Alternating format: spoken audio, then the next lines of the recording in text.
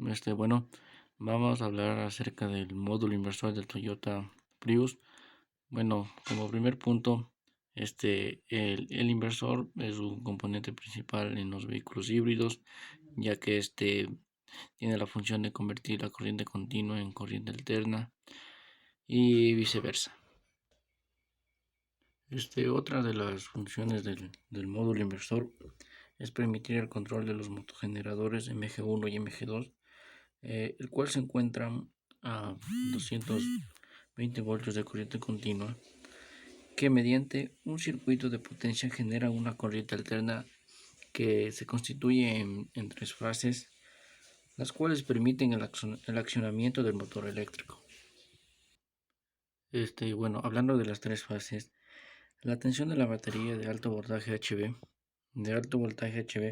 convierte la tensión a 12 voltios para lograr mantener la carga de una batería de 12 voltios, que esta se encarga de hacer funcionar los diferentes tipos de accesorios, equipos electrónicos y mecanismos convencionales que tiene el vehículo. El inversor también ayuda a permitir el movimiento del motogenerador 1 MG1 en condición de arranque para así poder accionar el motor de combustión interna. Pues bueno, en esta imagen podemos observar el sistema de enfriamiento de un Toyota Prius, de un vehículo híbrido Toyota Prius. Bueno, los componentes de un inversor vendrían a ser un reactor, el convertidor de C-DC, el capacitor 1 y el capacitor 2, el inversor para el motor generador 1 y el motor generador 2, la placa principal del inversor y los sensores de corriente, los cuales iré explicando mediante unos circuitos que realizamos en clases con la ayuda del Lightwire. Bueno, en el primer circuito podemos apreciar el funcionamiento de los motogeneradores y del inversor, donde la alimentación de corriente es de 200 voltios de corriente continua que ingresan al inversor y se transforman en 200 voltios de corriente alterna, pasando a una fase de aumento por parte del reactor, lo cual nos da 500 voltios de corriente alterna para activar el motor generador 1. El siguiente circuito se trata del elevador de tensión booster. Bueno, se puede visualizar que el elevador de tensión es el encargado de elevar los 200 voltios de corriente alterna que entrega la batería de alta tensión a unos 500 voltios de corriente alterna. Con la ayuda de este circuito se puede activar el reactor para después ser entregado a los inversores y a cada motogenerador. El circuito IPM se encarga de realizar la conmutación entre dos transistores para enviar la tensión de los motogeneradores. Este guía la corriente en un solo sentido para accionar el motogenerador MG1 y direccionar la corriente de carga de alta tensión por parte del motogenerador MG2, que hace que los voltajes fluyan en un sentido determinado. Bueno, en este circuito se puede observar cómo se genera el voltaje para activar el motogenerador, los cuales son encargados de cargar la batería de alta tensión y del vehículo híbrido. El convertidor DC-DC.